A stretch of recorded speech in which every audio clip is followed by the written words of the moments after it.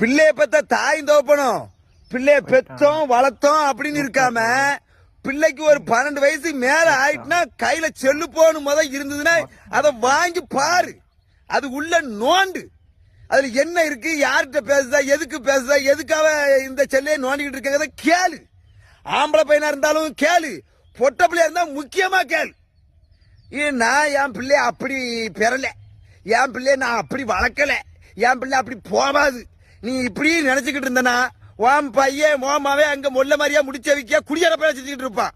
ஓம் மவா அங்க இன்னொரு தடவை காரில் போட்டுக்கிட்டு இருப்பான். ஆமா, பிறகு ஒரு நாளைக்கு விட்டுட்டு அவன் கூட போயிருவான். பிள்ளைக்கு விவரம் தெரியாது நீ நினைச்சுக்கிட்டு இருக்க. எல்லா விவரமும் இப்போ 10 வயசுல எல்லாத்துக்கும் தெரியுது. ஆமா, நீ இப்ப விட்டுட்ட, நாளைக்கு போல் ஸ்டேஷன்ல அங்க போலீஸ்கார மேடம் நல்ல வாய்க்கு வந்ததை கேட்பாவ, அப்ப தலை குடிச்சுட்டு நிப்ப. செக் பண்ணு வார செய்து புல்லா 15 வயசு பிள்ளைய 22 வயசுக்காரன் கூட்டிட்டு போயிட்டான். இப்படித்தான் வருது. ஆமா, பயல் 15 வயசுலயே அது என்னது இந்த இதுக்கெல்லாம் போதைக்கு அடிமை ஆயிட்டாங்களாம். இந்த மாதிரி தான் வருது. உன் பிள்ளைய நீயே திருத்திக்க சொல்லிட்டேன்.